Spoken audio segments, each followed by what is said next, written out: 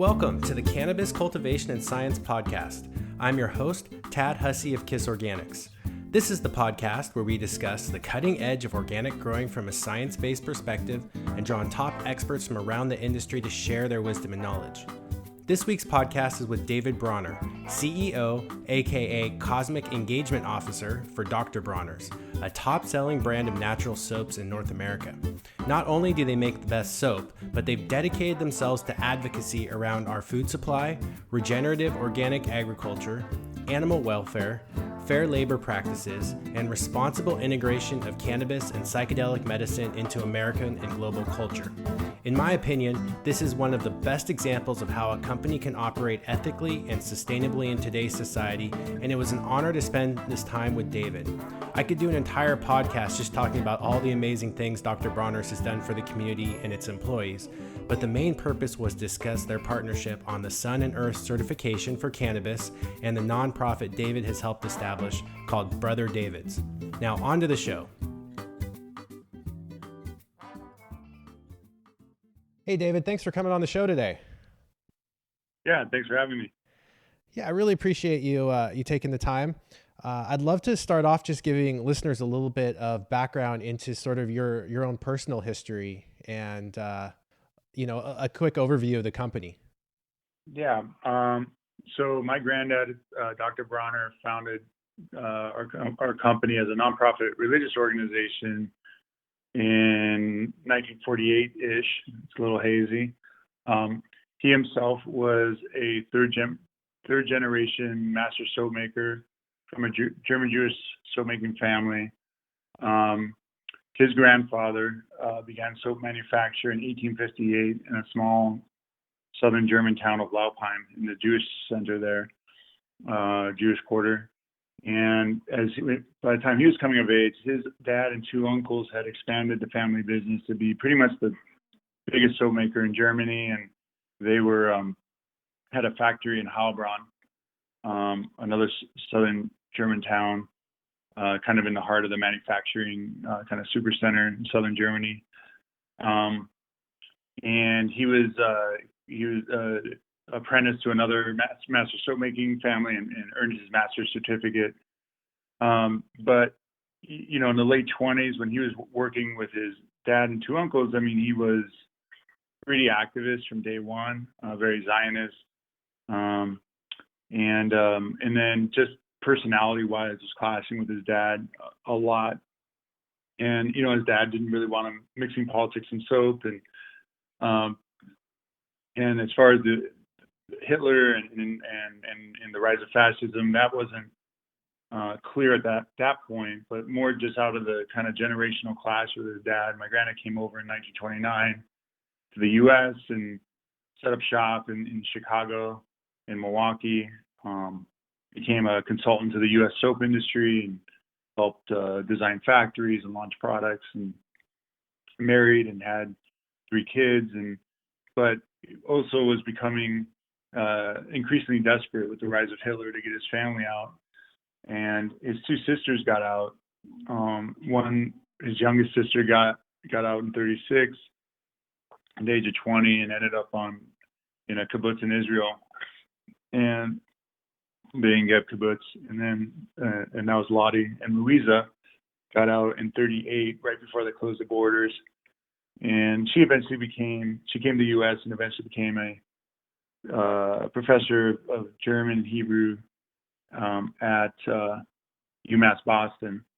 For a short stint, she was a chemist herself, and actually made the waterproofing compound for American GIs going into Korea, but then didn't get credit. Like her male, supervisor just kind of screwed her. She quit in disgust.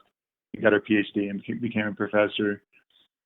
And but anyway, so Dr. Bronner, my granddad's parents, Bertold and Franziska, like a lot of bourgeois Jews, that they thought they were gonna ride out the madness. And in 1940, the factory was Aryanized, and then shortly thereafter, they were deported and killed in the camps in 42 and 44. And then also in this time, my granddad's wife, my dad's mom, was very sickly and in and out of hospital and died, I think in 1945. And I think my dad was 2.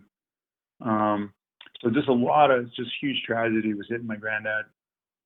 And somehow in the midst of this, he was having these mystical experiences that of the oneness of humanity, and all the faith traditions and all the shamanic and faith traditions were pointing at the same transcendent mystery that we're all children of, and that, you know, at the deepest level, it's about love and getting down and serving each other and loving each other, and that in a nuclear armed world, if we didn't realize that transcendent unity across ethnic and religious divides, we're going to all perish. And he felt urgently called on his mission to unite Spaceship Earth, and went about lecturing around the country, selling his soaps kind of on the side. And you know, and he saw his soaps were kind of out of fashion in the post-World War II era. It was all about better living through chemistry, you know, from agriculture to plastics to you know, personal care. Everything was moving to a petrochemical basis. And my granddad early on saw the problem of that and saturating our environment with all these toxic compounds, and stayed true to the natural, versatile, biodegradable soap formulas of his family. And so he's going around lecturing on his peace plan, and kind of soon realizes people are coming more to get the soap, which, you know, word's gone out like, wow, this is some really good soap, and realized people are coming more to get the soap than stick around and hear what he had to say.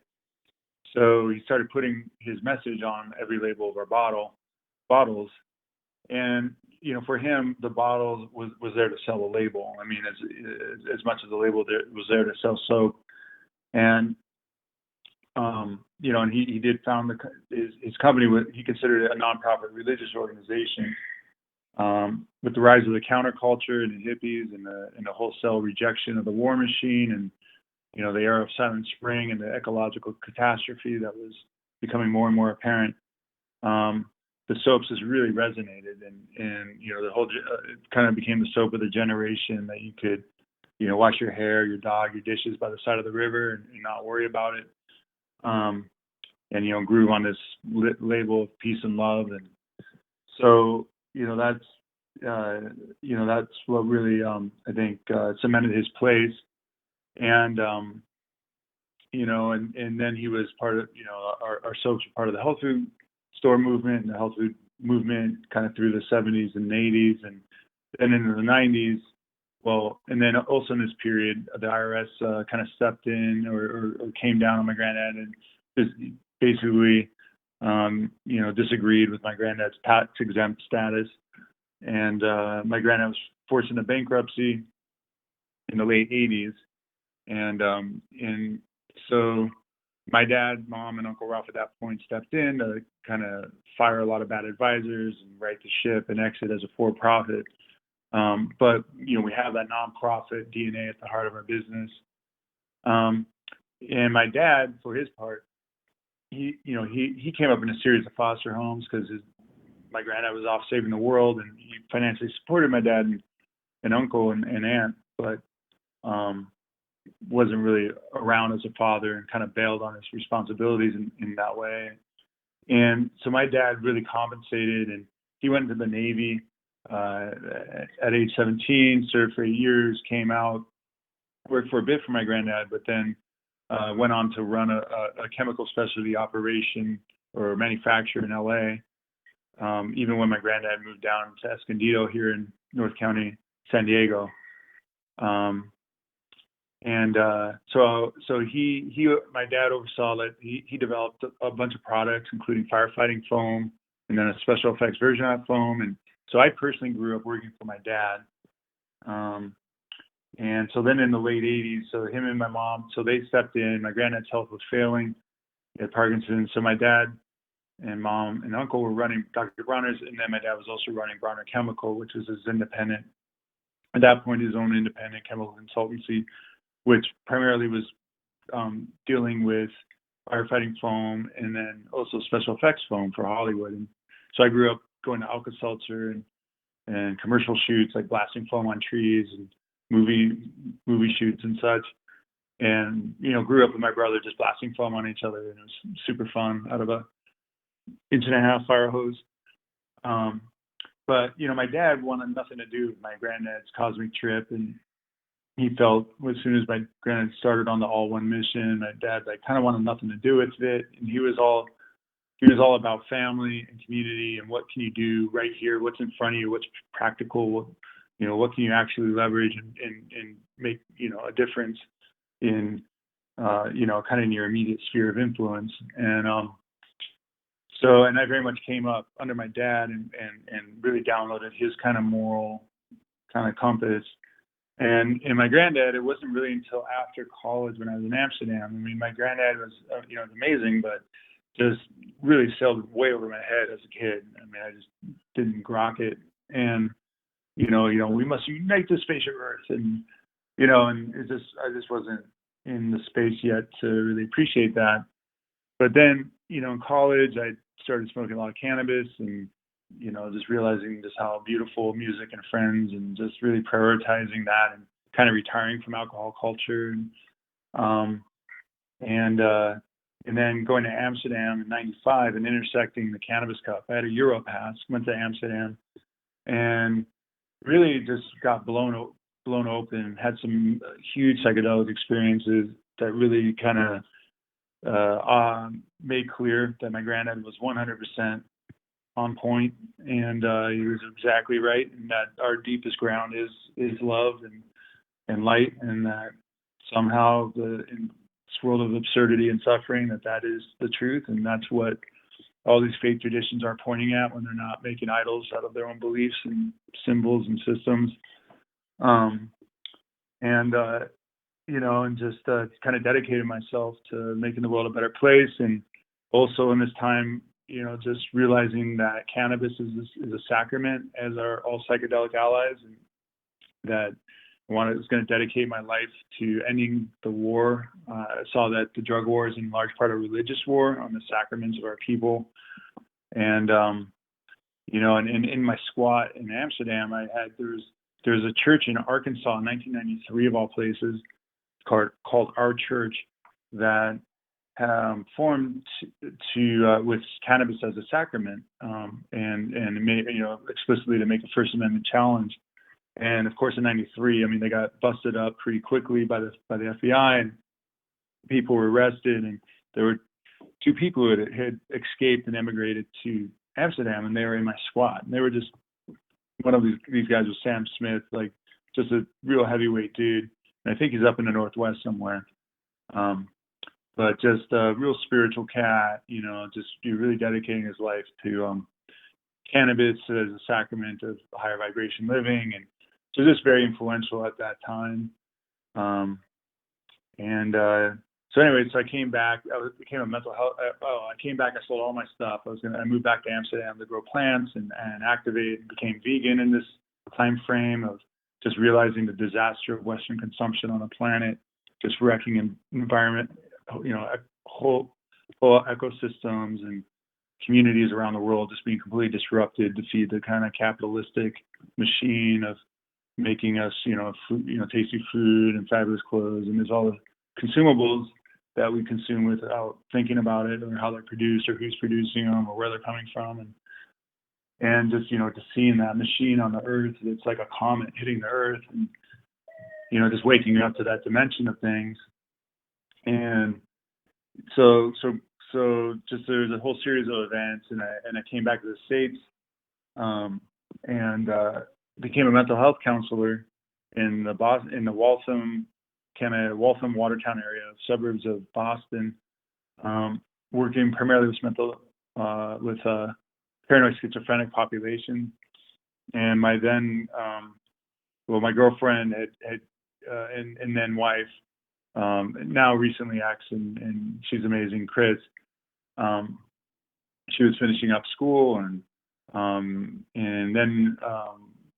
then we got pregnant, and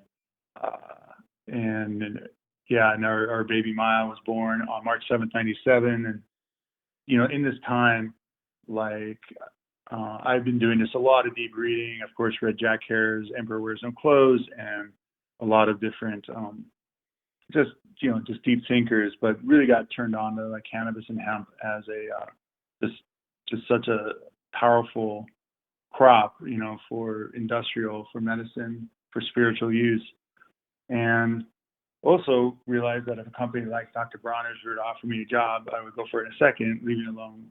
I had really not wanted to do my own thing, but then just realizing, wow, what a gift that, an opportunity I have. And so I let my dad know, shortly around when the birth of our daughter, and she was born on the same day Dr. Bronner died. So the same exact day Maya was born, Dr. Bronner died, and I high-fived in and out. And then, let my dad know. And then he was diagnosed with stage 4 lung cancer shortly after. So, fortunately, I'd already made that decision to come back. So I came back, and he'd been given 6 months, but he lived for a little over a year. And his goal was to see my sister married to my brother-in-law, Michael, my sister, Lisa, which happened June 6th of 1998. And then on June 12th, he passed and transitioned, and just an amazing man. And we had an amazing year together, and it's just very intense. But just downloaded a lot of the ropes and just the ethics and way he rolled. And one of the last things he did, and so he died on June 12th, which was my Uncle Ralph's birthday, his brother. One of the last things he did is give effectively 1/3 of our value, our net worth was in 1,000 acres in East County, San Diego, and he wanted to give that to the Boys and Girls Club, which is kind of really cool, kind of full circle, like the mentor programs, the youth mentoring programs that helped him as a kid, and all our advisors like, man, no, don't do that. We have huge estate taxes from when my granddad died, and let's not do that. My dad's like adamant. He's like, no, we can do this. We're going to be all right, and this is what I want to do. And so he, my mom, my Uncle Ralph oversaw that gift and really just set the example and tone for what we were going to be as a company. And that, and as I, came in, and, this was me and my mom initially, and then my brother, after a couple of years, I convinced to come in. And my brother Mike is now 50-50 with me. He's company president, and I'm the cosmic engagement officer. But we put in place a 5-to-1 compensation cap versus our lowest paid warehouse position, and that all profits not needed for the business, we were going to dedicate to the charities and causes we believed in. And so one of the first things we did was we added hemp seed oil to the soaps in 1999, and thinking that we were on the verge of re-commercializing, but also, in part opening up cultural space for cannabis, and just kind of hemp being at a perfect nexus of drug policy reform and environmental sustainability, and being an example, the worst example of an out of control hysterical drug war that would schedule a non-drug agricultural crop as a Schedule I drug, and and then kind of got into it with the DEA, and we were in an extended battle from 2001 to 2004 that where when the DEA tried to ban imports of hemp seed and hemp seed oil for food and body care, and we beat them. It was the first time DEA was beat. We funded the industry's legal defense, helped coordinate it, and we actually won on Bob Marley's birthday on, I think, February 6th, 2004. We got a clean 3-0 unanimous victory in the Ninth Circuit. And then in parallel was funding Americans for Safe Access.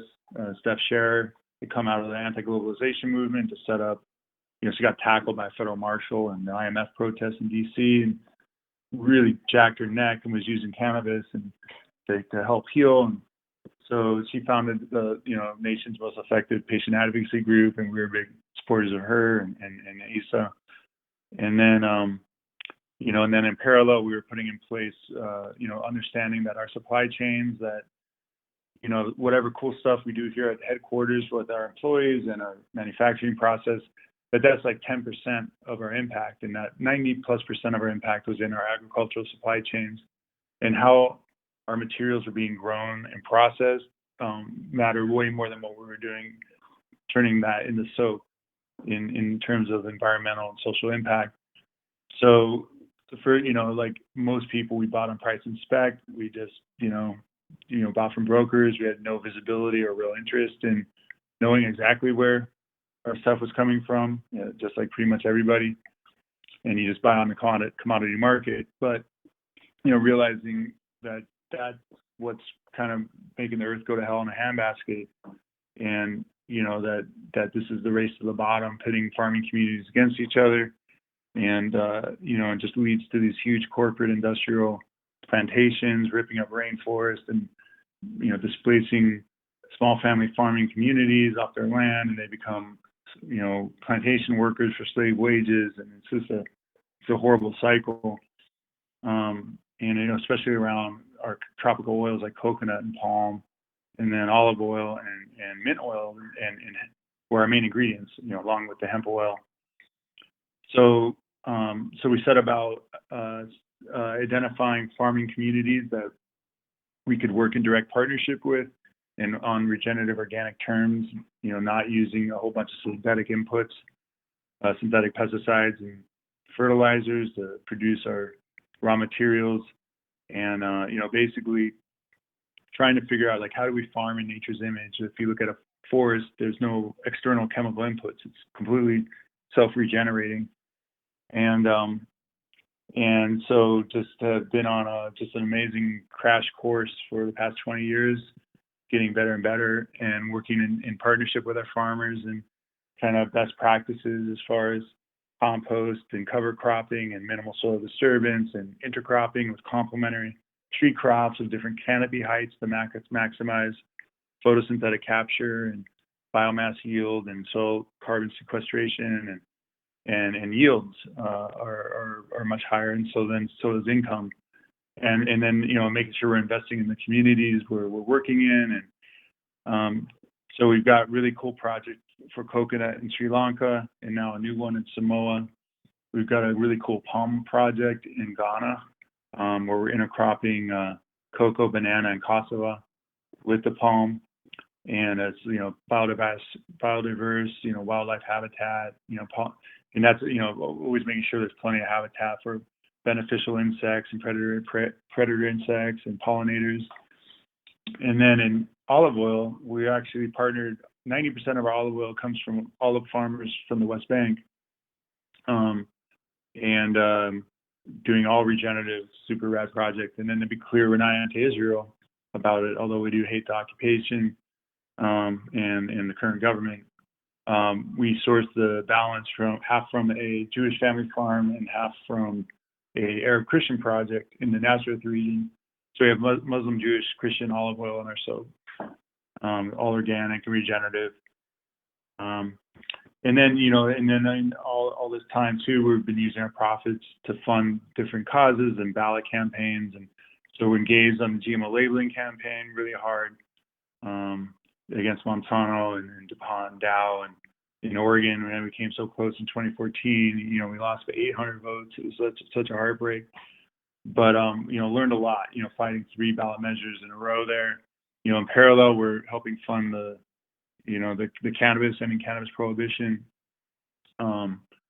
First, California's failed Prop 19. Like, even though we all thought it was a bad idea to go in that year, in that time, I remember coming up Burning Man. It was like, wow, I can't turn around without the first serious national discussion happening about ending cannabis prohibition. And so just realize the power of these ballot measures to really advance the cultural conversation and kind of move the needle so that you can win in subsequent years.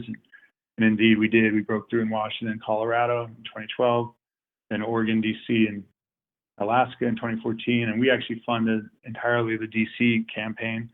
And our head of social action is Adam Eidinger, and he was the campaign manager for legalizing weed in the Capitol, which is huge, just because we're talking to the national leadership in the local media. In 2016, obviously it was a huge year, but also in this time, it was becoming crystal clear that the same forces that were screwing up all the other commodity crops in the world, that that we had to put forth a lot of effort to kind of go against and set up in a truly sustainable regenerative supply chain. But those same corporate industrial forces were moving big time into cannabis.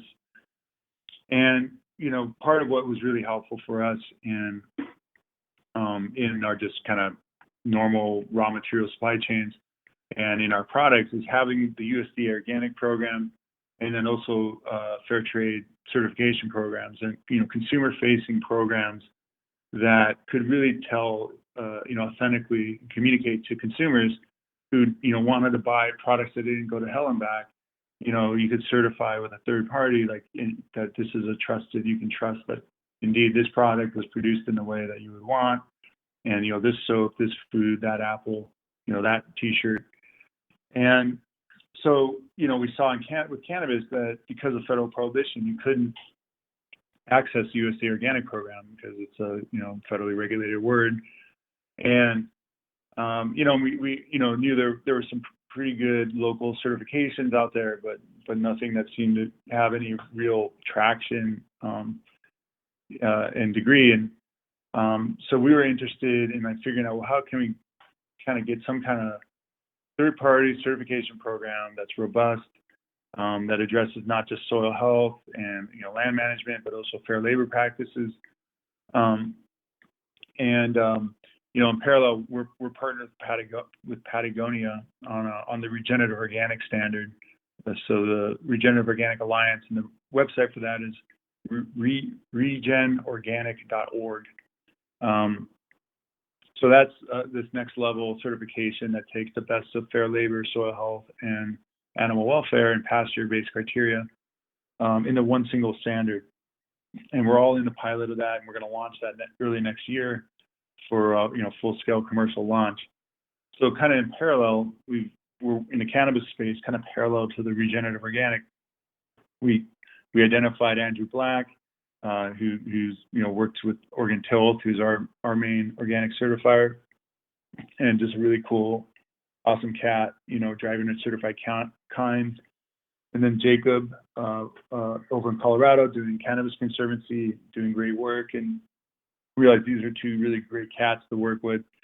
And then Flocana, really appreciated their business model and that they very much have the ethics of going to market in partnership with their farmers and not trying to play them off against each other.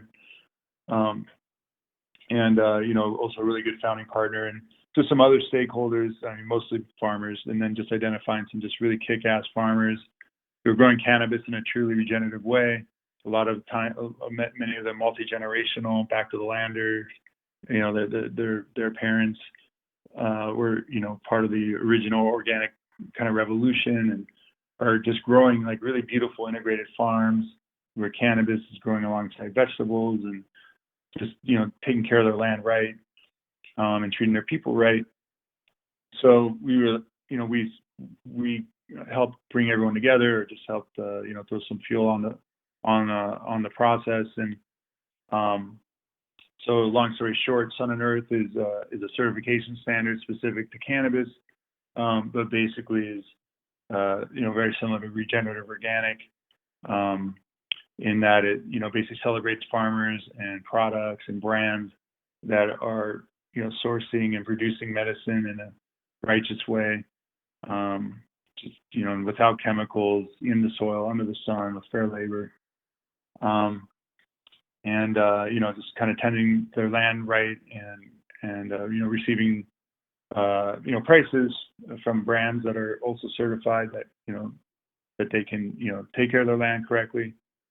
So I guess that's, oh yeah, and then Brother David's was so then we're brainstorming, okay, what's the most effective way of communicating Sun+Earth certification to the market and to the trade. And we realized actually launching a brand, but that would be consumer facing and in the stores and talking to bud tenders, but making it not for profit and being clear that we're not, we want to see all our competition certified to Sun+Earth. Like, we're not out here to make money. We just want to, create, market presence and consumer demand for Sun+Earth and have that be like the organic USDA seal or Intel inside, and just everybody can jump on that. And that's exactly what we want to see. And we're now starting to see that, and there's a lot of interest, and we're hoping we're going to have a critical mass of farms and brands so that by second quarter next year, there's a really high-powered marketing firm that wants to do a bunch of pro bono work for Sun+Earth, but we want to wait until there is like a critical mass of certified product in the market and brands before we kind of pull the trigger on that. But then that would be a pretty big marketing campaign on behalf of Sun+Earth. So we're looking forward to that. And then I guess the other thing here going on that's like super awesome, somewhat related, but maybe not the most related, but awesome, is the psychedelic or the Psilocybin therapy campaign in Oregon, alongside a broad-based drug policy reform. I would say general decriminalization of all drugs and shift from mass incarceration to treatment measure. So there's 2 measures in Oregon that are right now being poll tested to make sure they're viable, but we're pretty optimistic that both will be. So that in Oregon, you're going to have a perfect storm of psilocybin therapy and a shift to Portugal-style decriminalization of all drugs and treating addiction as a health problem, and using tax revenues from marijuana there to fund treatment centers, and then introducing psilocybin therapy into the culture in a really in a way that license and trains facilitators, and make sure that there's good preparation, good set and setting, good integration afterwards, and really optimize the therapeutic outcomes. So I think it's really exciting what's happening up there, and we've committed resources to both campaigns. So, but anyways, but shifting back to Sun+Earth, we're just really excited that we're just the amount of interest there is out there, and just hope to see more and more farmers. I think we just had our first Oregon farmer certify Sun+Earth, which is awesome, and it's not in the Brother David's supply chain, and that's also important. So I guess that's the background to where we're at now. Wow, that was a lot of great information. It's so wonderful to hear your family's history and that strong foundation in sort of ethics and morality that's been expressed, and the history of activism that's really been passed down generationally. It's really cool. I have a lot of questions, but since we last talked about Sun+Earth, why don't we just dive in with that? You've talked about how it's this regenerative organic certification that just goes so far beyond anything that currently exists.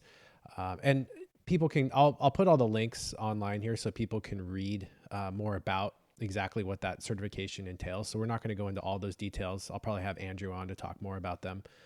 But you talked about this need for a unifying certification around regenerative cannabis. Can you touch on that a little bit more as to like the importance from, as someone who has a background in, understanding sort of marketing and large scale distribution of things, how important is this certification from that perspective? Yeah. And, first I do want to shout out to DemPure and, Biodynamic, and, there's other real quality efforts and standards out there. And, we see that we're in solidarity and alliance with all the high bar standards out there. But, we do really feel there is a need for Sun+Earth and that third party kind of system for consumer, especially when you want to get to scale and you have distance between the consumer and the farmer. So that third party is, and then like multi-ingredient products and all that third party verification is pretty key. So, I think for, that, yeah, the importance of a certification in the first place is, it's easy to talk the talk. It's much harder to walk the walk. So the certification is a way of like kind of breaking through the greenwashing to sincerely communicate, honestly communicate to consumers that this indeed was produced to the highest bar, regenerative organic criteria, and then yeah, the marketing campaign. I mean, it's just kind of crucial that there's a lot of noise in the market and a lot of competing, whatever. So yeah, it's just important that put together a good communication campaign so that consumers are aware of what this is about and why it's important and why they should look for it and buy these kind of products. Yeah, I'm up here in Washington State. I was grateful for your contributions that Dr. Bronner's made towards the GMO labeling campaign. That was where I first really started hearing about your advocacy. And in terms of the organic movement up here in Washington State, because we can't use the word organic on any of our products, it gets really sticky. It's really hard to know how things were grown. And it's a big challenge here. We've had a lot of issues with pesticides, the use of illegal pesticides, known carcinogens, even with regulations and testing by the state. And I know as a consumer, I have very little trust level in what's being produced here in Washington without having a personal relationship with the cultivator. And so I think allowing greater access and greater confidence in what's being produced is really important. Yeah, no, that's it, man, right there. I mean, that's the problem, right? I mean, there's so much pesticides and crap in a lot of the flowers being grown, and yeah, so Sun+Earth is definitely a way of guaranteeing that's not happening. And like if you don't know your cultivator, and you can trust like a Sun+Earth product, and that's kind of exactly the point that we're wanting to achieve here. And just to clarify, Sun+Earth is only for people that are growing in soil, outdoors, under the sun. It doesn't offer a certification option for people that are growing in indoor environments. No, it's I think there's some level of like some light depth might be allowed, and I think you're as far as like the first few weeks or something can be in a greenhouse or something. There's some reasonable allowance. But the general point is like we want it to be like in the soil and farm like most things, or most crops. But that said, I mean, there's a whole spectrum of indoor, and there are much more ecological ways of growing indoors, obviously, than others, and very much appreciate people doing it much more high bar indoors. But I think the kind of gold standard is in the soil and under the sun. Yeah, I think from an ecological impact perspective, growing outdoors in the sun is great. I think it's a challenge in certain states, depending on environment, but overall, I think it's a very lofty and very worthwhile goal. It's something to shoot for. And this standard goes so far beyond anything organic. It's pretty crazy. If you go to sunearth.org, you can read about it, and I'll put links on the website. It's pretty comprehensive, and I've had long conversations with Andrew Black, as I'm sure you have too. I didn't realize how challenging putting together a certification really was. In my head, when I first started learning about it, I was like, well, is it an organic input? Sure, then it's okay. But there's so many other things to consider, and it's really like navigating this gray area almost. It's not as black and white when you're trying to establish it. And then once you have it, like in the case with your certification, it becomes more black and white. You can say, this is okay, this is not okay. But getting there, I can see all those challenges in that path. Yeah, no, it's it's definitely not easy. And it's important to bring the various stakeholders together. So everyone can hear everyone's experience and views, and just and then put the standard out for comment and get like more widespread feedback and just make sure it's, both rigorous and workable and all that. So yeah, Andrew's done a great job. Yeah, and I'm looking forward to interviewing him here soon to kind of dive into some of the more technical aspects. But I did want to ask you, so Brother David's is sort of a brand, sort of under like a nonprofit, more of like a co-op model. It sounds like, from what I was reading. Are all the farms that are working with Brother David's going to be Sun+Earth certified as part of being accepted into that program? Yeah, exactly. I mean, that's what we are. We're basically a not-for-profit brand celebrating Sun+Earth farmers. Like that's, we're a brand platform to kind of celebrate the rock star farmers. They're the celebrities and the point of the whole project. And we just generally want people to really kind of think about the fact that everything we produce is or everything we consume has been grown and produced in somewhere by some farmer. And how was it produced? Who was that farmer? Was it was their farm labor respected or exploited? Just really connecting to the farm level. So we're exclusively working with Sun+Earth certified farmers.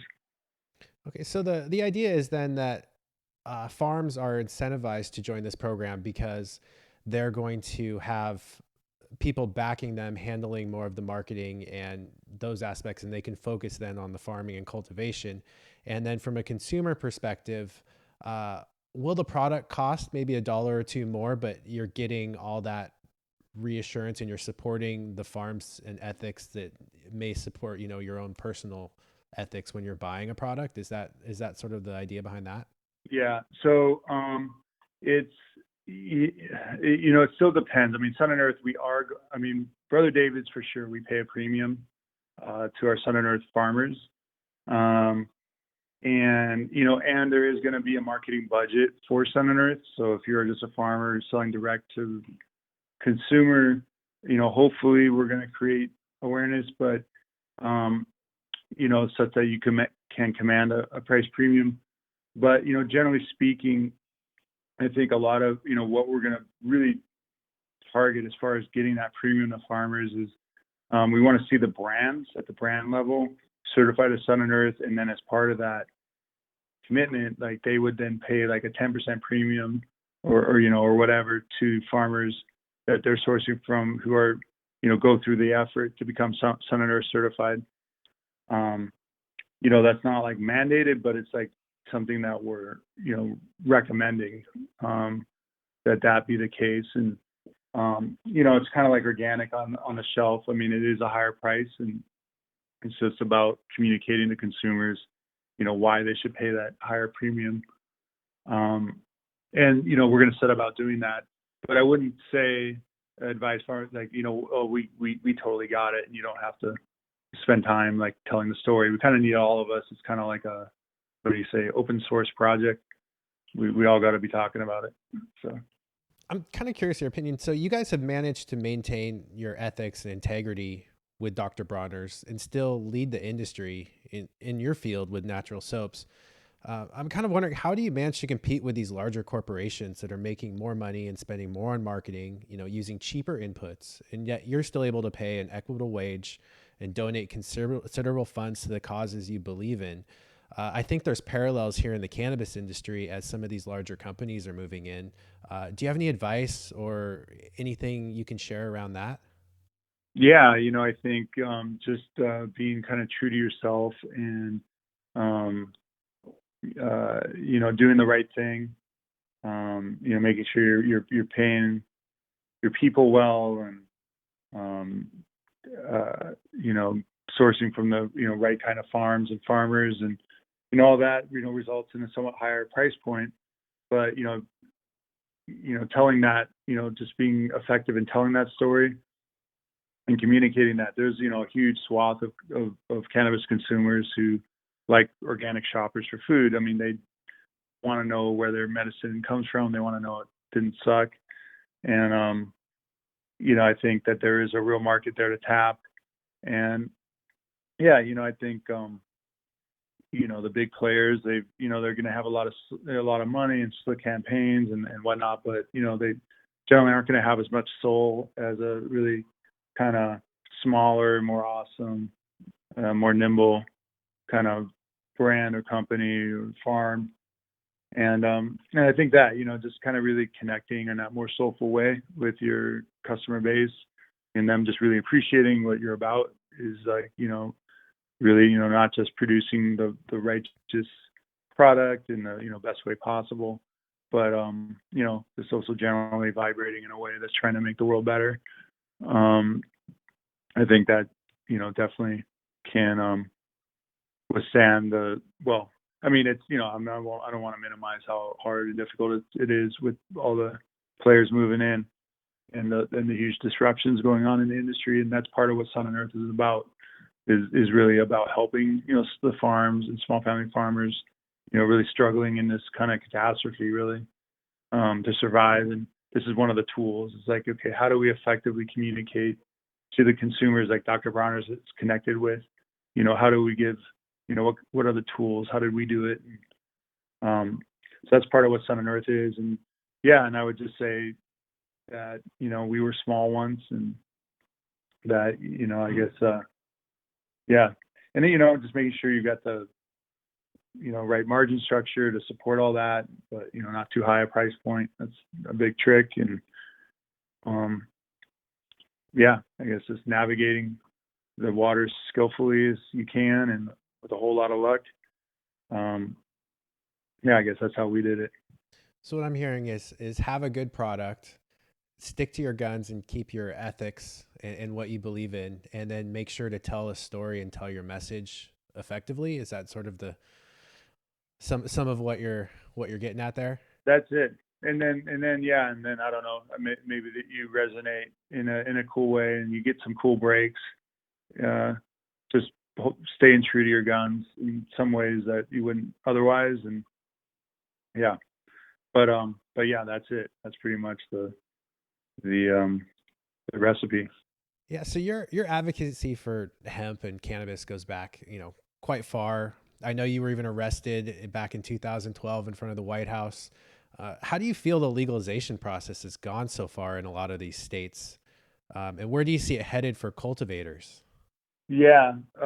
Well, actually, and that's just, you pointed out something there is like, instead of a marketing budget, like we've got a kind of an activism budget, and we're like really good at leveraging our activism to generate, not just win the causes we want. That's our main purpose and goal, but also it effectively gets us a lot of, kind of media attention and, whatever, social media and stuff. So, I think like, just being out there and fighting for causes that are, matter. I mean, most of all to ourselves, but also to, people who are buying our products.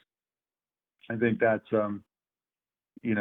just being in there and really fighting the good fight is, just helpful for building business in this kind of space. And then, so legalization, I mean, I think that a lot of legalization is, it's kind of like, I don't know, I forgot who said it, but somebody said once, like, you don't want to watch laws or sausage get made. And, a lot of these, like, legalization efforts are, they're kind of driven by polls, like of, okay, what do they think they're going to get the 50+1 with, and all the concessions that they make, and the kind of overburdensome regulations that, various interests feel are necessary to win. And I definitely do appreciate the, kind of goal of any prohibition is first and foremost, but I think a lot of the legalization efforts are, kind of less than ideal to far from ideal as far as the regulatory burdens being placed on small farmers and businesses. And so, hopefully we can, clean things up legislatively, and then, then just with like market-based programs like Sun+Earth, just try to, really help kind of what's kind of, clearly the big industrial players are moving in, and are able to navigate this super complex regulatory environment, much easier. So yeah, I mean, ideally we move to a world where, cannabis is just another crop and it's more or less regulated and treated like one and not like nuclear waste. Yeah. Do you see cannabis following a wine or whiskey model, or do you think big ag is going to take over the industry here with potentially with federal legalization? No, I think it's big wine. I think it's like wine, right? You're going to have your, what do you call it, $2 chuck. You'll have the, super commodity stuff, but I think very much cannabis will follow the wine model, and you'll have everybody who's producing quality cannabis. Not everybody, but I think people are really producing like the top quality stuff and doing a smart job, communicating and marketing, what they're up to, and just connecting in a soulful, real way with their customers and getting a good name for themselves. I think just very much like you see with the wine and micro winery to whatever scale winery model in California and elsewhere. I think that's pretty much how cannabis will go. So there'll be big players mixed in with kind of smaller players. So you don't see federal legalization having a dramatic impact on that? Because like for me, I had an interesting discussion with some other people that are involved in cannabis advocacy over on the East Coast, and my concern with federal legalization is someone who makes potting soils and provides organic amendments and things like that to growers, is that Scott's or Dow or Bayer could come in at any point with federal legalization and pretty much wipe me off the face of the map in about 5 minutes. And so I don't see my business model as being something that has potential long-term success, just because I don't have the dollars and the PhDs, and we're a small company, to stay relevant.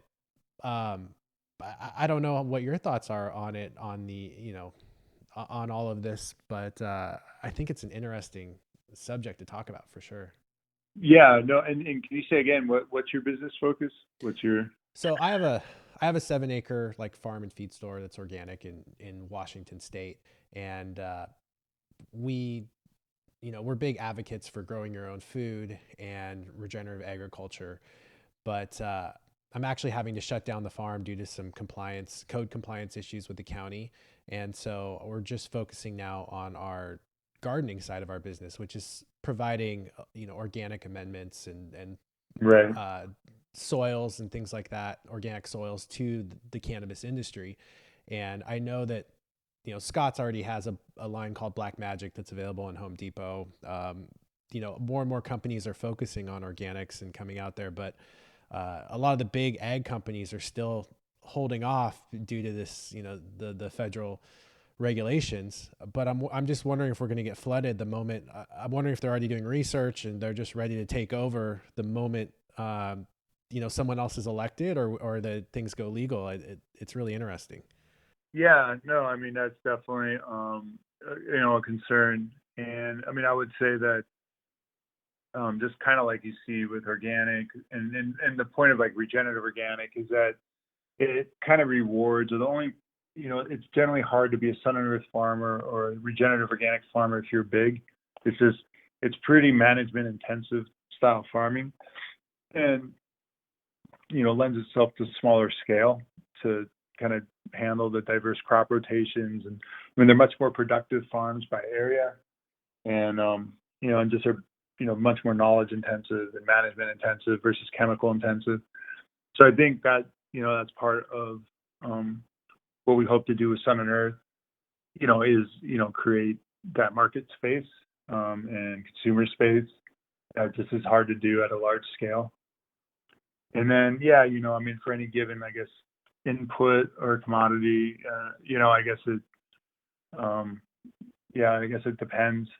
But I mean, I can see how the big players moving in. Like, that's definitely a concern. But hopefully, you can get a customer base that just really appreciate the integrity and soul that you're putting into making your amendments, and whatever's going into the Scott's Black Magic stuff.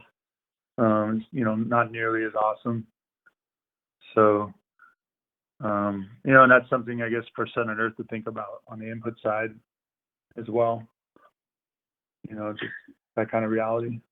Well, Sun+Earth is interesting to me because there aren't a lot of inputs coming from off the farm, which I think is wonderful. I mean, that's ultimately what we all aim for. Um, Realizing that much of cannabis cultivation is not going to be able to qualify for Sun+Earth certified. Do you see another certification? Like I know Certified Kind already exists and is a great program. But do you see other certifications showing up down the road? I know the Washington State Department of Ag has talked about having an organic certification, and they're working on one. What could we have for indoor growers, for example, or other forms of cultivation?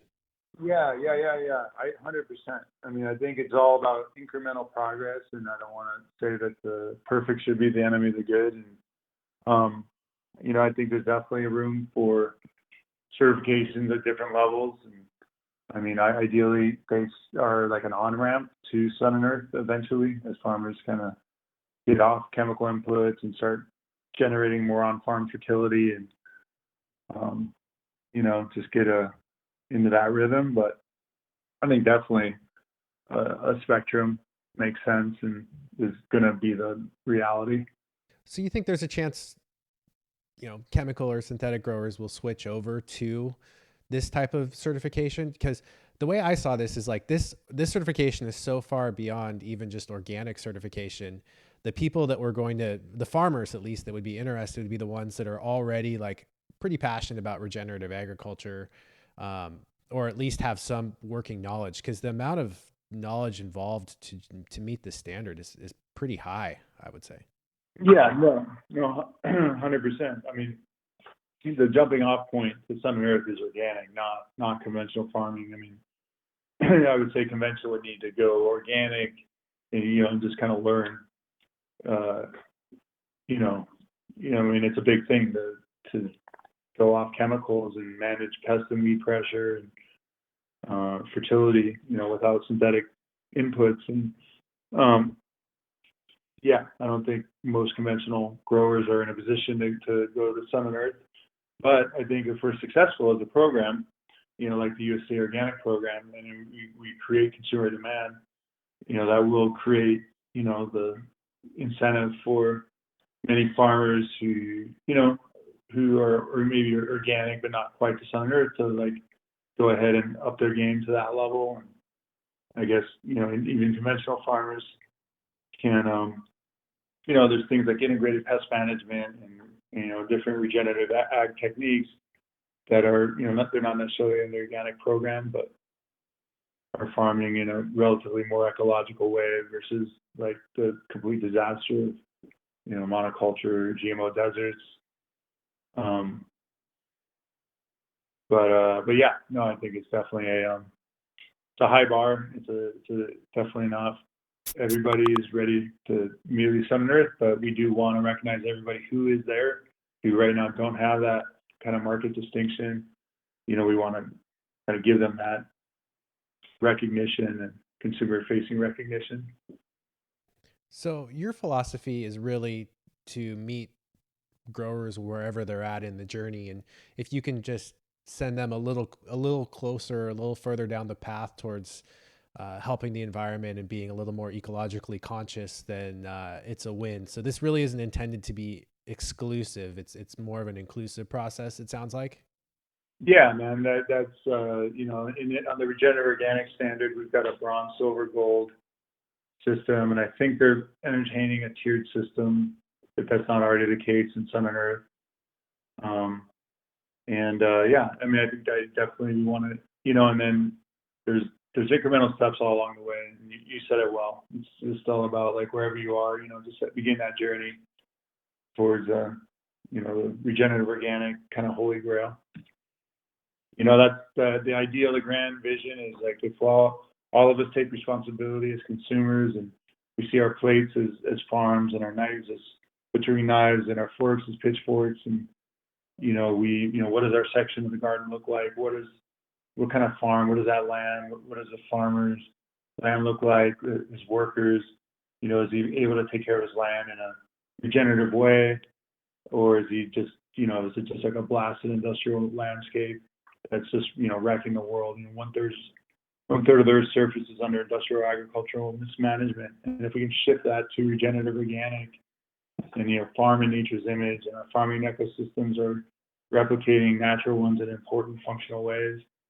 And then, most importantly, good for biodiverse habitat, wildlife habitat, and growing nutritious, nutrient-dense food and medicine and clothes and everything else. That's the goal. So the consumer side, creating the demand, and then on the farmer side, like putting forward the certification program and then training programs. So it's really important to just help us get there. Yeah, I love it. You're speaking my language. It's so great to hear it, and I really appreciate the work you guys are doing. This is sort of an unrelated question, just out of curiosity to kind of end the podcast. I know you mentioned you had some time over in Amsterdam. You started, consuming cannabis in college. I'm sure at some point in time you've had conventional versus organic and probably a variety of different cultivars. Do you have a favorite cultivar out of curiosity? And then can you tell a difference smoking, organically versus conventionally grown cannabis? Man, well, I guess back in, I had like not any real consciousness. My experience in like the mid '90s was when the dead world of town, pot got just on a whole other dimension of awesome. It was like ridiculous, versus like the kind of Mexi swag that was kind of all around. In Amsterdam is, I didn't really, I wasn't yet kind of vibrating on that tip. And it wasn't until later, I guess, now I generally just don't even really smoke, I guess, much that isn't outdoor, sun-grown organic. My favorite strain, I would say, is I'm really digging Water Dogs Herb Farm, the Phoenix Rising, pretty amazing sativa. Also like the Lemonhead. It's a kind of a lemony Rolls Choice, coming out of Urbanology. It's one of our Sun+Earth certified. These are all Sun+Earth certified. So I guess I like the sativas, generally speaking, but also really Harmony Rose from, is it Elysian Fields? Or no, it's not. It's I'm blanking on the farmer, but that's Harmony Rose. It's the lady. She's actually cultivated a lot of high CBD cultivars, just kind of really dialing in on the vibration of the high, having no idea of the underlying cannabinoid profile. Harmony Rose is from, oh my gosh. Anyways, and I guess, I don't know. If you did a blind taste test on me, I don't know if I'm like that sophisticated to like really pull it apart, but I guess vibrationally, I just like knowing, same thing with an apple. I guess you might fool me with a conventional versus organic apple or something, but, I think just vibrationally, just really knowing that my medicine or this apple came from a farm that was, doing everything right and is like a great place to work and live, and whether you're the farmer or the farm dog or the cow or the, bugs, that it's all not the certain kind of bugs, not the wrong kind of bugs, is a pretty good place. I guess that, just more of that knowledge is like what's really important. And then of course the experience is also crucial, and that's something we really want to emphasize with Sun+Earth, is that, these are some of the top quality flowers, top shelf flowers that anybody's producing, and doing it in a totally regenerative way. So you're also setting, I think that's a good point. So you're also setting a standard in terms of the flower itself. You're not just saying because you grew in this method, if it's, you know, poor quality, it's not going to go under the brand. You're not going to be putting that out there, at least with Brother David's. It's still going to be a premium flower product. 100%. I mean, to the question earlier of like, you know, how to succeed. I mean, number one and foremost is your product quality. I mean, Dr. Bronner's, you know, peppermint soap, if that quality started going sideways and people weren't getting that awesome tingle and, you know, beautiful lather, you know, that experience like every time, you know, all the other awesome things we're doing is like not going to happen. So, you know, just definitely quality is the number one. And, you know, all the other things are, you know, equal or, you know, just also super important, and we're not going to compromise, but, you know, the quality's just got to be there. That's awesome, man. I'm so grateful for your time today and for your company. And as someone who's having our first child here in about 3 weeks, I'm grateful to have access to products like, you know, your baby soaps, so that I know that what I'm, you know, exposing my child to, while there's a lot of toxins in the environment, that's one thing that I can check off the list and be less concerned about. So thanks for all the good work you do and everything. And I really appreciate your time today. Right on. Thank you, Tad. Thank you for having me, and, you know, congratulations with your new baby. Is that your first or? Yeah, this is our first child. Yeah, we're 3 weeks out. Oh, wow. And yeah, we're pretty excited. Yeah. Well, everything's going to change, but yeah, super congratulations. A big love to your wife and new baby. And yeah, right on.